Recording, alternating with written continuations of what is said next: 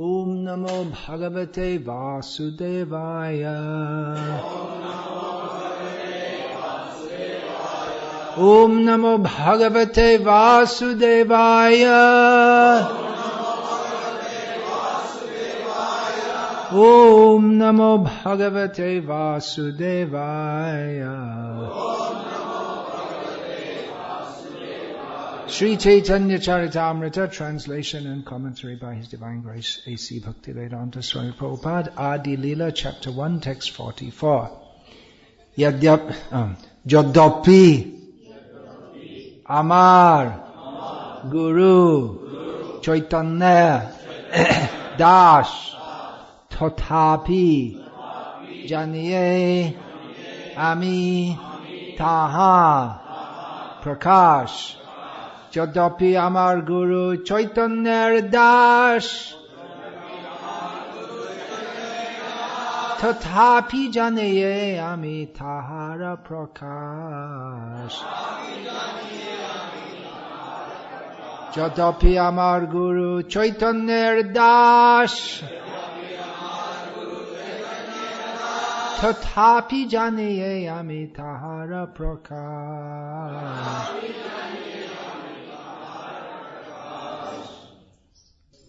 Although I know that my spiritual master is a servitor of Sri Chaitanya, I know him also as a plenary manifestation of the Lord.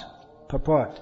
Every living entity is essentially a servant of the Supreme Personality of Godhead, and the spiritual master is also his servant. Still, the spiritual master is a direct manifestation of the Lord. With this conviction, a disciple can advance in Krishna consciousness. The spiritual master is non-different from Krishna because he is a manifestation of Krishna.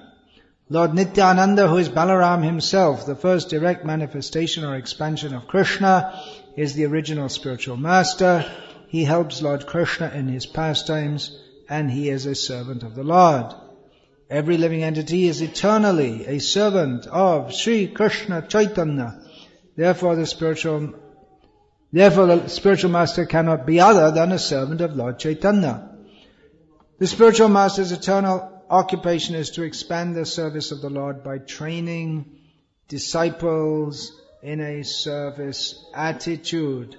A spiritual master never poses as the Supreme Lord himself. He is considered a representative of the Lord. The revealed scriptures prohibit one's pretending to be God, but a bona fide spiritual master is a most faithful and confidential servant of the Lord, and therefore deserves as much respect as Krishna.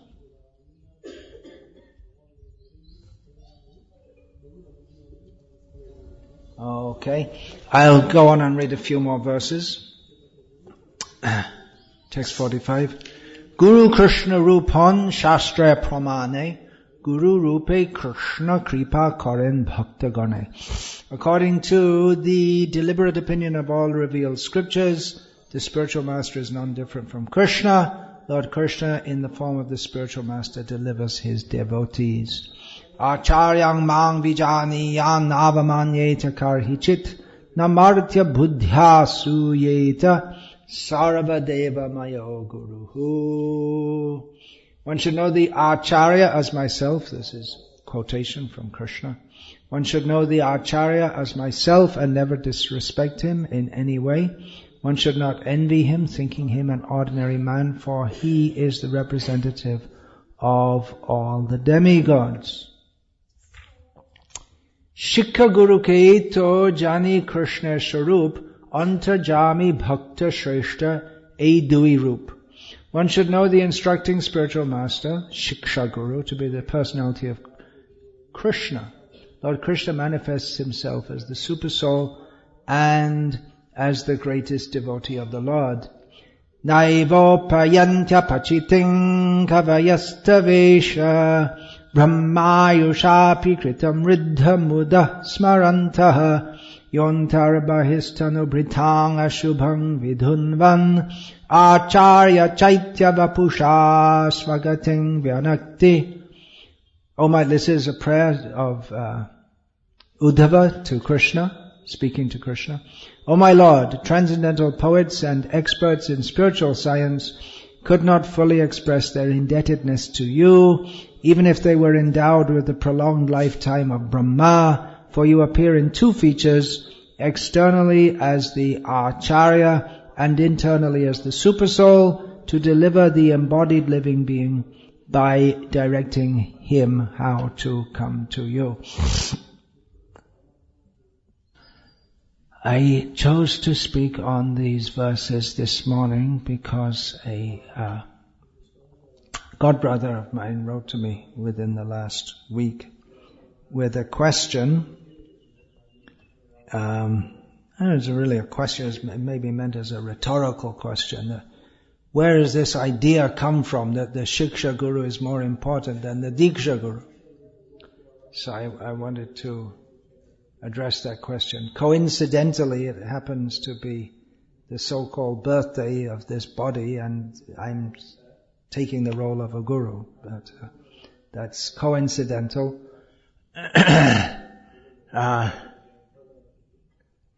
One thing I'm experiencing that Srila Prabhupada often says it's very easy to be a guru. You just tell other people, tell people about Krishna. Jari dekha tare kaha Krishna upadesh amaragya guru hoya taro edesh. You tell, wherever you go, whoever you meet, instruct them in the science of Krishna. In this way become a guru and deliver this land. But it's relatively easy to speak the philosophy of Bhagavad Gita.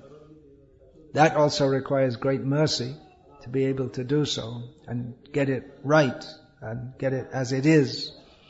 But in the matter of guiding devotees, especially myself being a product of Kali Yuga and others being products of Kali Yuga, and we find even with devotees who are very sincere to make advancement, and not everyone's in that category, but even there's so much conditioning and we're not even aware of, and although we expect devotees to catch the ideal and live according to it, well,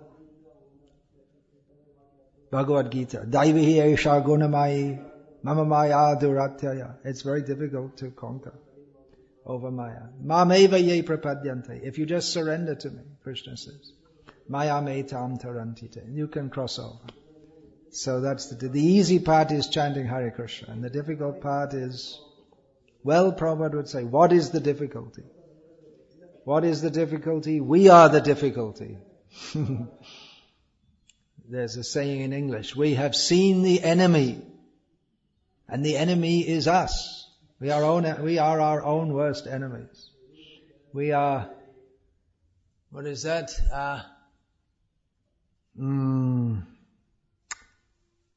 Apaswartha parayana. We're strongly attached to that which is not our real self-interest, which we take to be our self-interest, but which isn't. Anyway, the question of Shiksha, we never heard this we never heard it from Prabhupada, because when Srila Prabhupada was here, then Prabhupada was the guru for everyone. And Diksha Guru, Shiksha Guru, we didn't really think much about these terms because we'd heard them, of course. Who did we hear them from? From Srila Prabhupada. But he was the guru. He was standing just so much above all of us. That's why when it came to the point that some of Prabhupada's disciples had to accept disciples after Prabhupada, and we said, well, how can we be like? At first it seemed impossible because Prabhupada's so high and we're so small and so on. Anyway, you have to do it. And if you do it, you must be as high as Prabhupada. That was another mistake, which the application of it resulted in some disaster.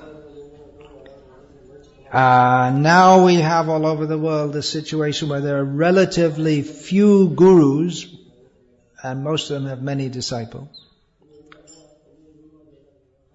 But it seems from Srila Prabhupada wanted all of his disciples to initiate, and then we'd have many gurus, each with a few disciples. And that would maybe be better for the disciples and probably better for the gurus also. But somehow it's come to this idea that guru, many disciples, and the result of that is that the idea of the guru personally instructing the disciple, it doesn't happen much. This verse we just read two verses from Bhagavatam. Acharyang mang vijani annavamanyeta karhichit namartya buddhya suyeta sarvadeva mayo guruhu. Krishna spoke this verse saying you should know the Acharya, the Guru is me. He shouldn't be considered an ordinary person. And we often see the etiquette is there. Most of the gurus are said to give respect to the Guru, not to treat him like an ordinary person. But Krishna, the context in which he spoke this verse, he was instructing actually about the duties of brahmacharis. And the brahmacharis, they live with the Guru. And they may see him to be an ordinary person in many ways. Because you see him day after day. Sometimes he's sick, sometimes he's healthy, sometimes he's tired, sometimes not. Sometimes might be in a bit of a bad mood, sometimes in a better mood. It's also said there that the wife of the Guru, if she's very young, shouldn't massage the brahmachari. So generally it's understood he's a householder. He's not a big Jagat Guru, world conqueror. He's there in the forest. The forest Guru. Living in the forest means just inside the forest, not deep in the forest, because the boys had to come out to the village and beg. And they'd beg, it means all the boys would be there, and mostly there'd be the village would be all their parents, would be a Brahmin village, and so the Guru was known to all the parents, and it was a very local thing. That's the general model we see there. The practice and concept of guruship is very broad. There's it's in many ways defined by each individual guru in his relationship with his disciples. Everyone does it differently. Although there is a standard pattern. The standard pattern is Shabde Parecha Nishnatam Brahmanyu Pashamashrayam. The guru should be immersed in the Vedic knowledge. That means he should have received it in parampara, and he should have fully taken shelter of the Supreme Personality of Godhead. And it's also defined by different paramparas, how the guruship is conducted, and by tradition. Nanda Kumar did some research at one point a few years ago on some Mayavadi paramparas. One of them was Chinmayananda was a famous Mayavadi guru. Who was his guru? Shivananda. Swami Shivananda. So they're both very famous figures in the recent history of modern Hinduism. And the way they conducted their mission is quite different, and their whole approach and everything. And then from Chinmayananda came Yogi Mahesh was one of them, was it?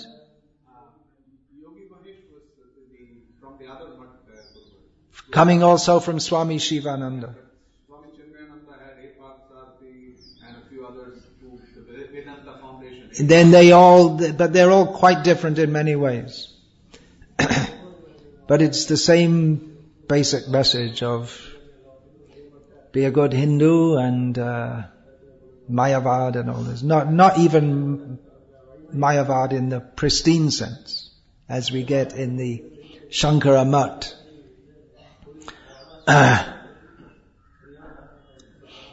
Anyway, that's a big topic. I'm getting a bit off the topic here. We should be talking about Shiksha gurus and Diksha gurus.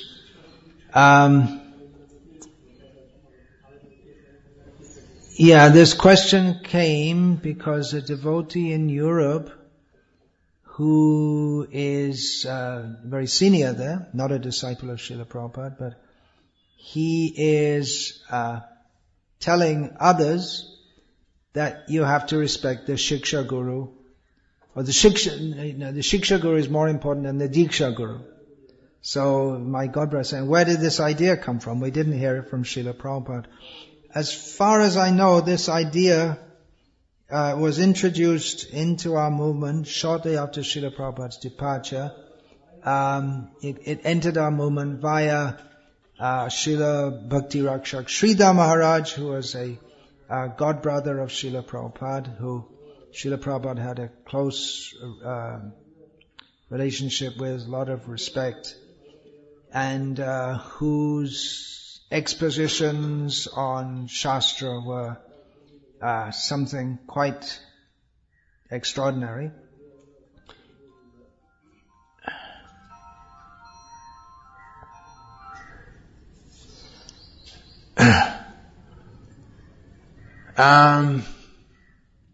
So this came up in relation to the point that if we see our parampara, we have this parampara coming from Krishna to Brahma, to Narad, to Vyasadeva, to Madhva, and then Madhva's followers, and then it gradually comes down to Madhavendra Puri, Ishvara Puri, then Chaitanya Mahaprabhu, then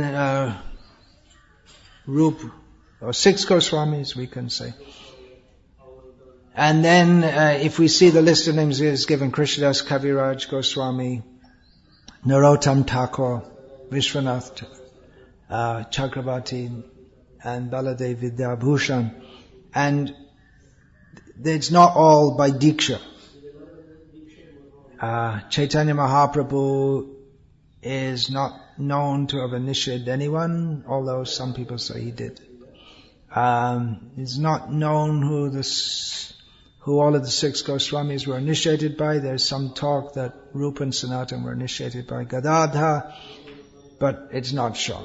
Krishnadas Kaviraj, we don't know who his Diksha guru was. Narottam, we know, but it's not, the line, if we see the list of names, is Krishnadas Kaviraj, then Narottam. But Narottam was not initiated by Krishnadas Kaviraj. Vishwanath Chakravarti Thakur is the next given, and he's not initiated by Narottam. Baladev is the next in line, and he's not in, and it goes on. All the way down, then Jagannath, even some say that Gorky Shah Das Babaji was initiated, Babaji initiation by Jagannath Das Babaji, but that's also, that doesn't count in terms of the mantra. That's Vaishashray, that means being initiated as a Babaji.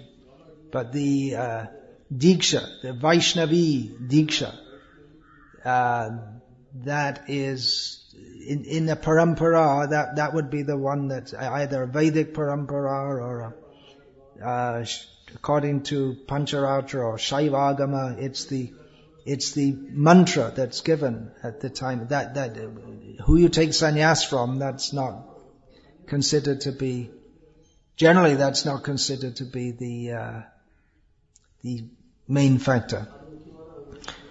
There's the original spiritual initiation. So then Sridhar Maharaj explained that these names, actually this name up to Baladev, this was given by Baladev Vidyabhushan himself as the parampara for the Gauriya Sampradaya. And and after that also, it's not a continuous list of initiated disciples. So Sridhar Maharaj explained, it's a standard explanation, that the main names are given in the parampara. There may be so many branches, but the main names are given. And it's understood that although each had their own guru, Diksha guru, that their main inspiration or source of guidance may have been someone. Well, there may be the guru there, but the towering figure before them, just Vishwanath before him, is Narottam. So, no doubt Vishwanath had full respect for the Diksha guru, but although in one sense there's no higher or lower among devotees, but still Narottam was a very special acharya in our line, and therefore his name is mentioned. And there are some in between. There is a Diksha line, but then between Narottam and Vishwanath, but that's not mentioned. So Shiksha is more important, because what Guru means teacher. Divyam Jnanam Yato Dadyat Purvapapasya Sangshayam Iti Diksheta Tat Proktam Deshikais Tatvako Vidai. Diksha is defined as that process by which transcendental knowledge is imparted. Particularly, that means according to transcendental knowledge, explanation of the mantra which is given. Diksha Guru usually means mantra Guru. There's a mantra is given. A secret mantra generally. So, and by which, the process by which spiritual knowledge is given, and all previous sins, the reactions of sinful activities are completely destroyed. That, learned people say, is called Diksha, or initiation. So the essence of that is the imparting of, well, generally it's considered the essence of Diksha. In any Vedic sampradaya, it's considered the essence of Diksha is the imparting of a mantra.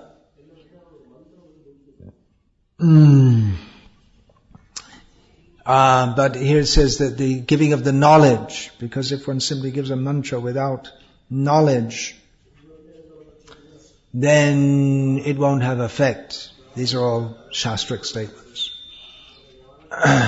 So giving knowledge, giving teaching, and of course apart from direct teaching of the mantra, there's teaching about the whole understanding of Krishna consciousness, in Sambandha, Abhideya, Prayojan, the basic understanding of the philosophy of Krishna consciousness. Who are we? What is our relationship with Krishna? What is our relationship with everyone else? We are eternal spirit souls. We're not one with everything. This is the Vaishnava teaching, proper teaching. And then how to act in devotional service so that we can become purified and attached to Krishna. And what is the ultimate goal to be attained by all of this. So this is, all of these points are to be taught by the Guru. Now, often we find that who is the Diksha Guru is not the main teacher. That's not only within our ISKCON, but that's quite a common phenomenon, because how many disciples can one person teach? We find that Durvasa Muni used to travel with 60,000 disciples. Can you imagine that? He just turns up for lunch at the Pandavas. They're in the forest. Oh, I just dropped in for lunch. Oh, okay. I got 60,000 disciples with me also.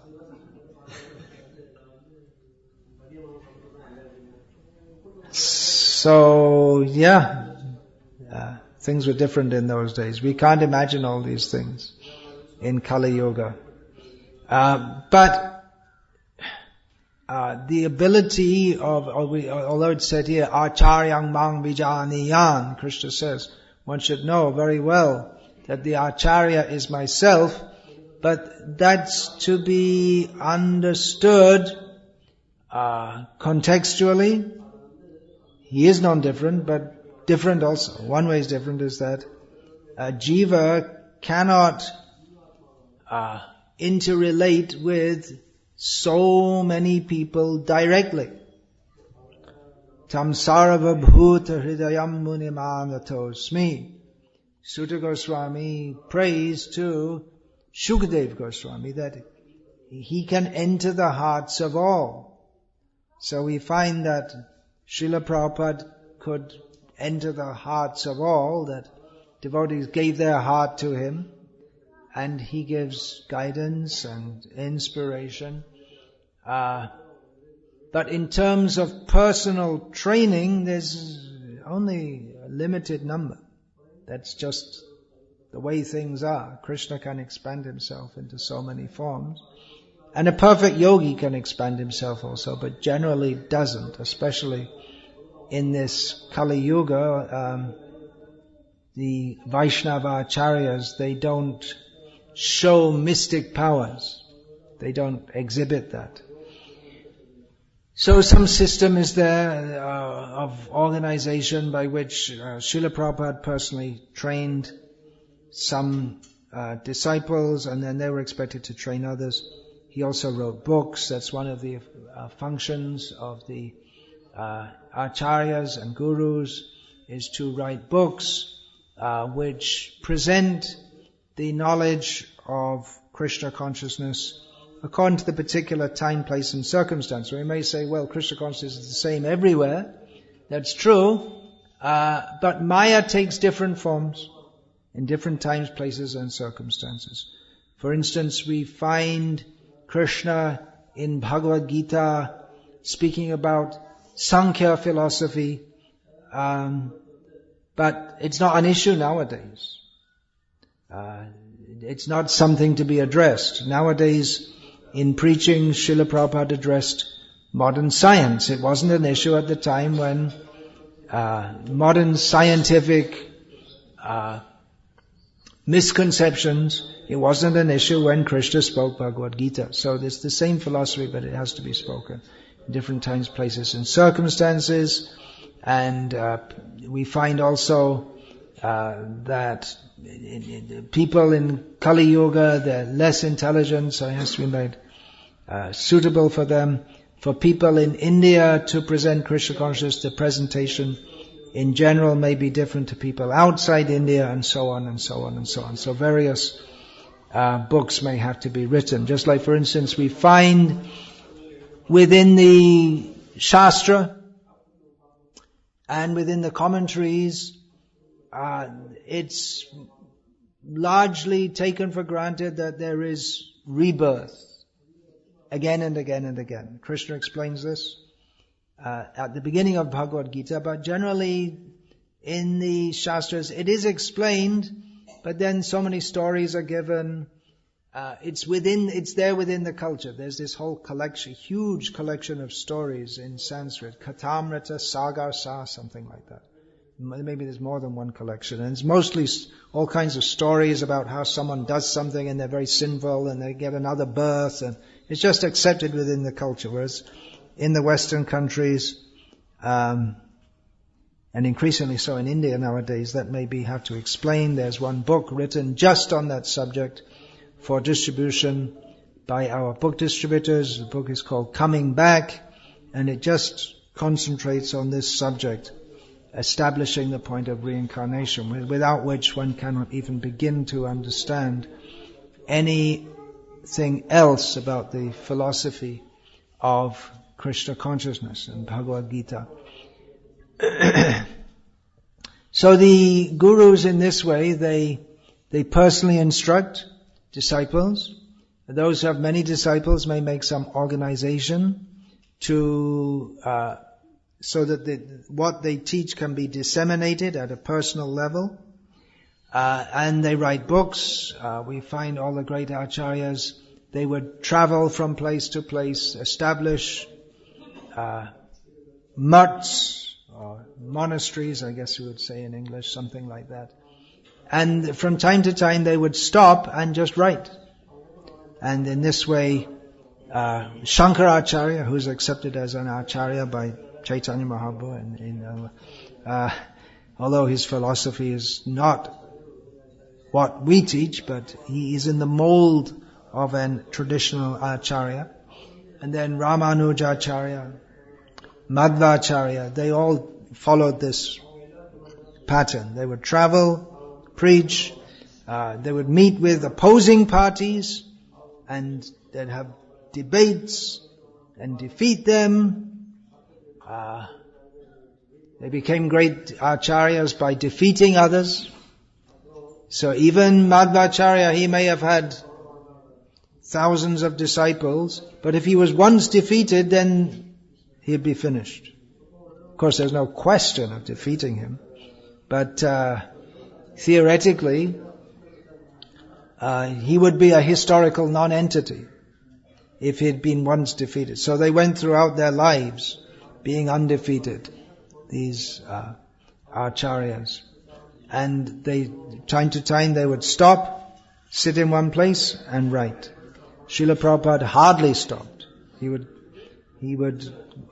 go on 24 hours, and he would traveling and writing, unprecedented. So Guru is most important in Vedic culture as an intermediary between the disciple and the Supreme Lord. And that's in all disciplines also, learning how to play music, learning how to do martial arts, even for these secular, what we would now call secular affairs. It's all considered linked with God, because all the knowledge comes from God. That's why learning to dance, or before some dance or musical performance, those who are going to do the performance, they first of all, they offer respect to Guru and to Saraswati, even if they're Muslims. Many of the famous classical musicians in India are Muslims, but they can't learn unless they come in the tradition. So they also have to do it. You can't learn it, you can't get it without the mercy of the Guru, who is the manifestation of the Supreme Lord, or Saraswati, who gives knowledge. She gives knowledge, and she gives the arts also, music, dance, all these things. So whatever it is, even if it's not directly spiritual knowledge, it's understood that all knowledge comes from God through the intermediary of the Guru. Most important in Vedic tradition, whether it's Upasampradaya or whether it's secular knowledge. It's not that just the teacher is just some ordinary person who's just doing some job because they're paid to do it. But they represent God, and especially those who speak knowledge of the Absolute. They are particularly to be understood as representatives of the Supreme Lord. So that culture is very strong. In India, it's rejected largely. In the Western countries, especially the Protestant countries, there's some idea of, within the Catholic and Orthodox Christian traditions, there's some idea of, not some idea, it's very strong that, or it used to be, that one has to respect the priest, the bishop, ultimately the Pope. They're the spiritual authorities. Protestantism protested against this. That's why it's called Protestantism. It was we go to God directly with no intermediary. Islam is very much like this, although you can't say it to them, but they practically worship Muhammad. But the idea is that there's yourself and God, but even there they have their imams and whatnot. They give respect to someone who's more learned or a spiritual leader. It's the natural system, which is institutionalized in Vedic culture, and which is followed some way or another, even within those cultures which profess to reject any form of guru or spiritual guide or spiritual leader. And then those who reject any form of spiritualism, then they become agnostics or atheists. But even then, they respect the chief atheists. I'm sure all the atheists, among the atheists community in the modern world, people like Richard Dawkins and Sam Harris and Christopher Hitchens, rest in peace, they're all respected as being leaders of the, what's that guy, Dennett, and there are so many of them. So they're respected. It's a tendency of the human being to respect others. One who doesn't respect anyone in any way is just totally in the mode of ignorance. In the mode of passion, there's a beginning of awakening of human consciousness. So the tendency to respect others is there. Even you'll find among something as mundane and totally meaningless as playing cricket, someone is very respected if they're a good cricket player. Sachin Tendulkar, Kapila Dev, Ganguly, what's his name? Saurav Ganguly. They're respected for their ability to play cricket, which has got absolutely no meaning except in the minds of people who ascribe meaning to it, which is many people, but still it's ultimately meaningless. But they respect, instead of respecting the sadhus, well, they may respect the sadhus also, but they put more emphasis there. Oh, very great person. Sachin. Oh, very great. So that tendency is there, and that tendency is properly given to Krishna and to his representatives in this world. So, the Shiksha Guru is to be respected because he gives knowledge of Krishna. And formally or informally, there are so many Shiksha Gurus. I myself am one of, I don't know how many, probably about 80 to 100 within ISKCON today who give initiation. And like most of the gurus, I have more disciples than I can personally oversee and train in all respects. So most of them get trained by certain of my disciples. That happened with me also. When I joined, there was no actual official training at that time. That came a little later, the Bhakti program. But the training more or less took place, which whenever I did anything wrong, someone would tell me, which was all the time, because I didn't know anything. And none of that. And then I learned. But they took the trouble at least to help me like that. And then some devotees in particular, they spent some time with me and explained things like this. So I didn't get direct training from Srila Prabhupada, although at the time we didn't have any concept of Srila Prabhupada's disciples being Shiksha Gurus. Well, it may have been actually, come to think of it. Not myself, but in New Vrindavan devotees very much looked up to Kirtanananda Swami and respected him on a very high level. When I joined in England, our local GBC member was Hansadutta, and quite a few devotees, mostly brahmacharis, they were very much attached to him, very charismatic figure. So there may have been, but we didn't think in terms of Shiksha Guru as such.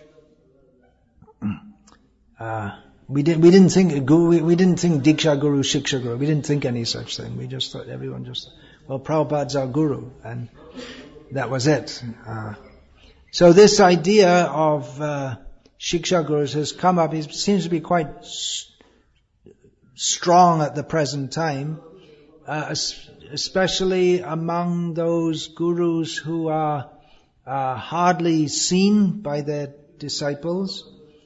And even if they are seen, it's from a distance. That hundreds of heads in front of you, guru up on a big stage, and that's all you get.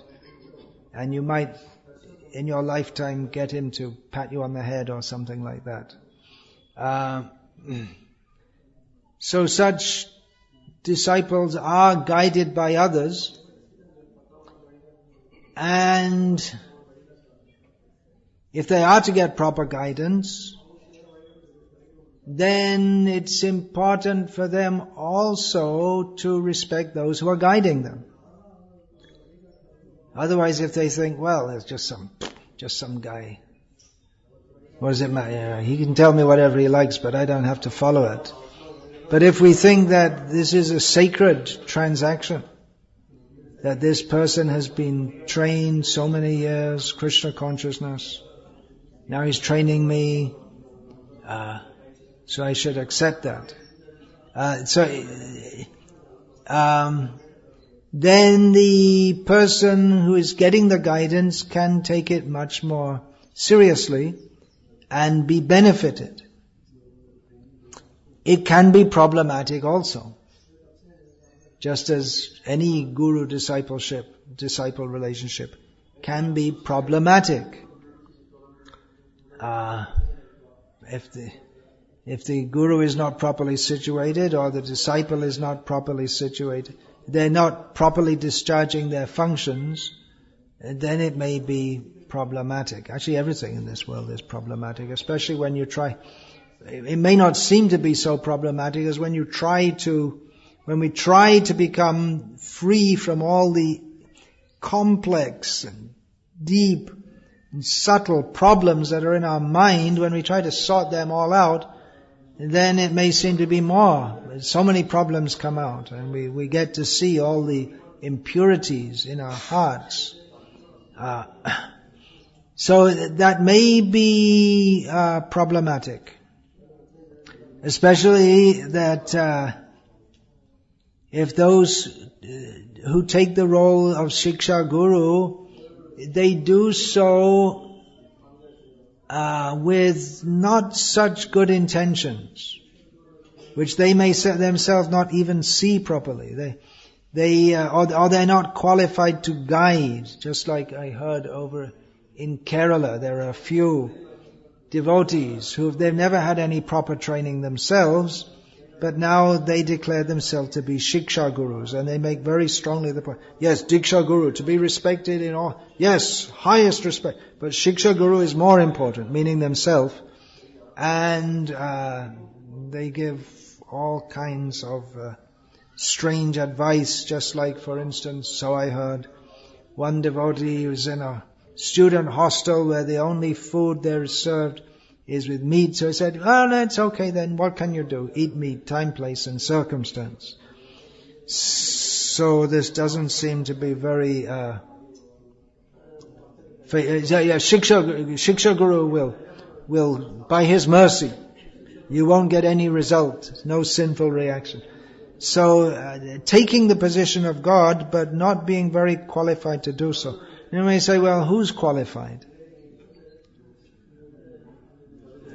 It's a very high qualification is required. actually, to train and guide others. But then someone has to do it. At one point, Srila Prabhupada, about 1972, I think, he wrote a letter in which he said that now we have so many devotees, it's time we should stop expanding so much and boil the milk. In other words, instead of adding more and more, just like if you put more and more water in the milk, it becomes less and less nourishing, and eventually it becomes like water and less like milk. But if you boil it down, it becomes very thick and substantial, solid. So Srila Prabhupada said, now we should boil the milk. He didn't stop expanding, but he did say we should boil the milk. In other words, we need to train those who are coming. Practically we can see in our movement over the last generation that there's a lot of emphasis on bringing more and more people in, but in many cases not so much emphasis in training them. And then those who've been around for some time, they know how to do the basic things, and they start to teach others, but they never got taught themselves. And apart from teaching philosophy, how to apply it, there's also the matter of cleaning the misconceptions and the egoism.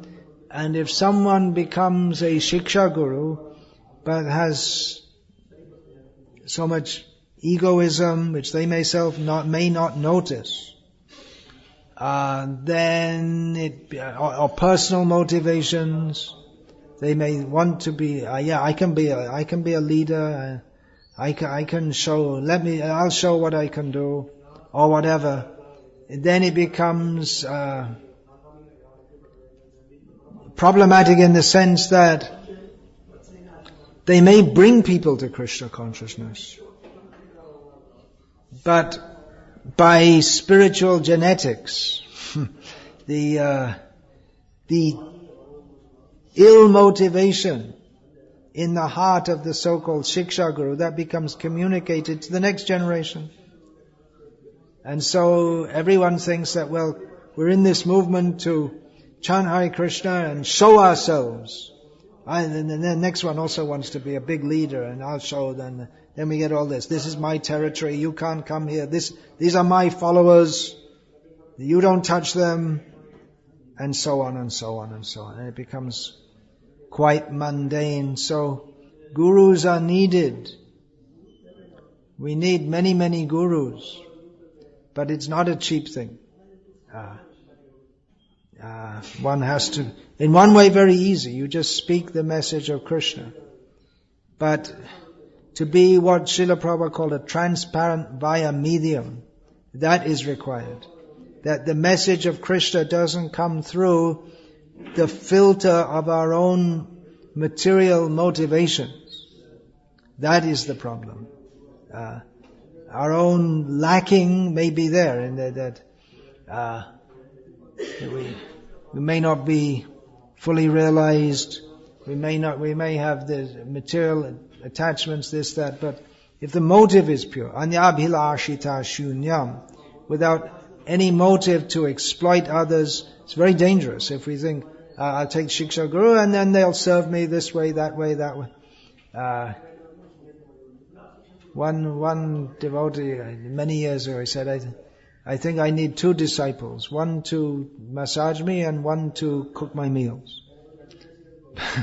We're just thinking, what can I get from the disciple? And that's not proper. One should be thinking how to benefit them. I am personally incapable of benefiting, but I have full faith that what my guru gave, then that can benefit others. So let me try to represent my guru and the whole parampara. And in this way become a transparent via medium, rather than taking disciples for the sake of some personal benefit, even if it's just subtle. Now on the other hand, we may say, well, half-baked gurus, what's the use? We need the real, highest, purest. And there have been, since Prabhupada departed from our physical vision, different gurus who have directly or indirectly made it known that they are on the topmost Paramahamsa level and that you should come to them, and then only if you go to them can you make proper advancement, and all these other gurus are useless, they can't help you. But then we see practically that those devotees who got taken in by this Maha Bhagavat Paramahamsa Prem Bhav type of guru, they're not visibly doing any better than anyone else in their Krishna consciousness. It's not that just by going to them all of a sudden they became in Gopi Bhav or whatever. It didn't happen. Because a lot of it, one reason is that a lot of it, the advancement depends on the disciple themselves. You can have the best teacher, but if you yourself are not sincere to learn, you're not going to learn. You could have Einstein as a physics professor, but you won't learn anything unless you're serious to learn. So the same way in spiritual life, you have to be very serious. And practically we see devotees who dedicate themselves to Srila Prabhupada's mission, they get His mercy and very practical standards for spiritual advancement Srila Prabhupada gave to us. The work now, samadhi, later formula, that we have to work very hard to spread Chaitanya Mahaprabhu's mission, ourselves follow the proper sadhana, endeavor to be pure devotees. So devotees who stick to this formula, at least in my estimation, you may say I'm biased, they seem to do very well. So Shiksha Guru, more important than Diksha Guru. Well, it's not that the disciple would say that, well, actually I'm initiated by so-and-so, but I find that actually the Shiksha Guru is more important. It may be, but it's not that one undermines the Diksha. One is grateful for that. But it may be that one finds Shiksha more enlightening, maybe more suited to one's own temperament also. That's also a factor. Often devotees are initiated generally they're initiated in a very neophyte stage, and later when they have better opportunity to understand everything through Shastra, see everything, then they may feel that I need to place myself here under this guidance, rather than that which is coming from my Diksha Guru. That may be there. So it's not that the Shiksha Gurus or they should go around advertising, I'm more important than your Diksha Guru. But practically they may be the ones who are guiding. And actually that's generally true with the gurus who are initiating so many disciples.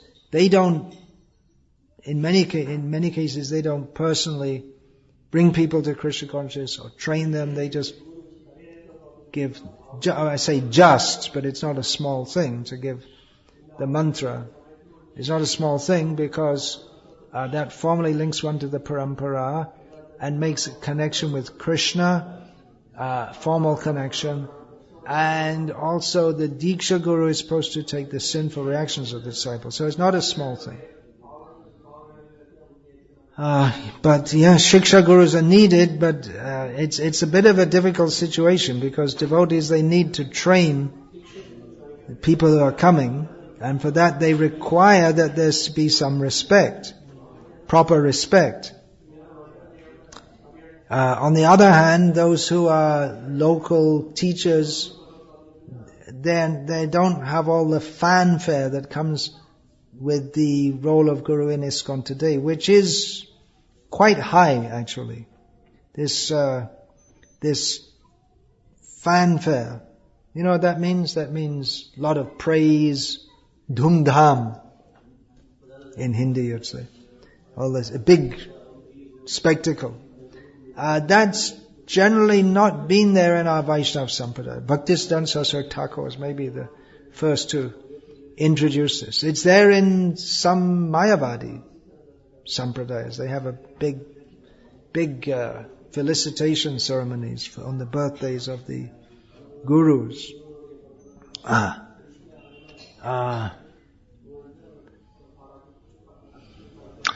There's a whole culture to be established.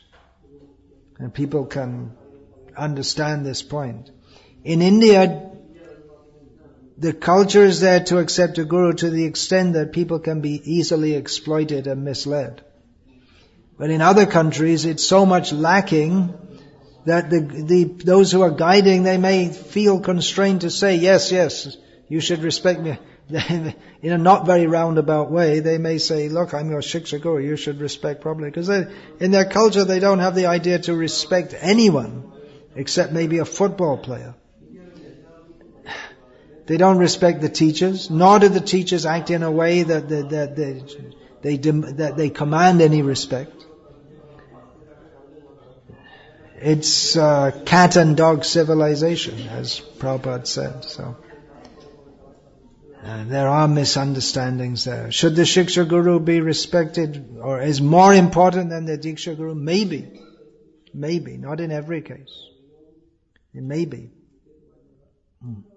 So there are some thoughts on that in reply to the question of the Shiksha Guru being more important than the Diksha Guru.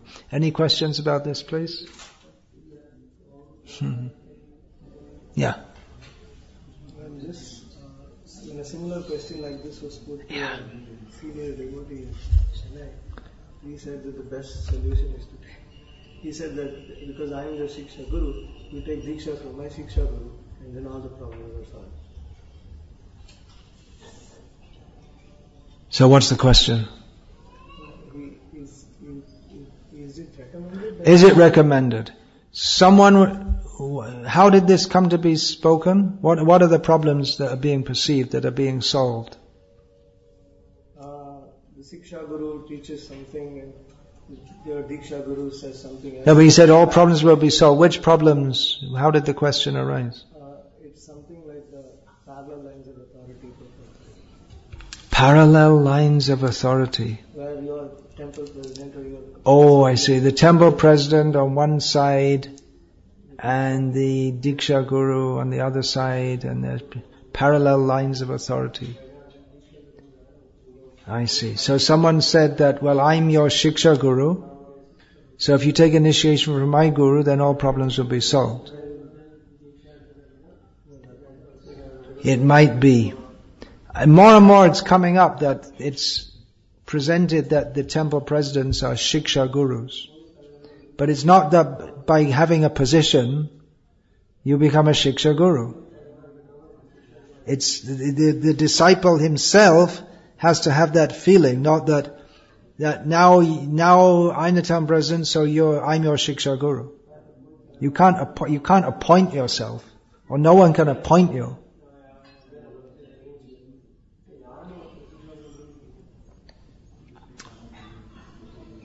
Yeah, mostly it's going on like that, but I would recommend that devotees be more thoughtful. Look before you leap. Choose carefully. Administratively, it will go easier if everyone's initiated by the same guru. Administratively, it may go more easily. And generally, as Prabhupada notes in one of the purports in this section, generally the one who's the original Shiksha Guru becomes the Diksha Guru. Generally, it's like that. Anyway, there's a lot of neophyte understanding about all these things. And then to promote that our Diksha Guru is the real one, the best, then you have to make up all these stories about him and all this kind of so many things, and just the fact that someone's teaching about Krishna consciousness, that in itself is glorious. It is not necessary that well, he opened more temples than anyone else and had so much intimate association with Prabhupada and had so many dreams of the Panchatattva. Shabde parecha nishnatam ramanyupashamashrayam. These are the symptoms should be seen. One is deeply absorbed in Shastra and has taken full shelter of Krishna. How can you know what's in someone's mind? You can't tell. So ultimately you have to pray to Krishna. Brahmanda brahmite kono bhagyavan jeev guru Krishna prasade pai bhakti lata bij. One who is fortunate by the grace of Guru and Krishna, they will get the seed of devotional service. So it requires some good fortune, which requires some sincerity also. And once you get the bhakti lata bij, then what's next? Then you have to water it. You have to do your own work. What is that? Shei bij loya karayaropan shravan kirtan jale karayeshechan. You have, once you get the seed, you have to plant it again in the earth and then water it with the water of hearing and chanting. And again that goes on under the guidance of the Guru. So, anything else?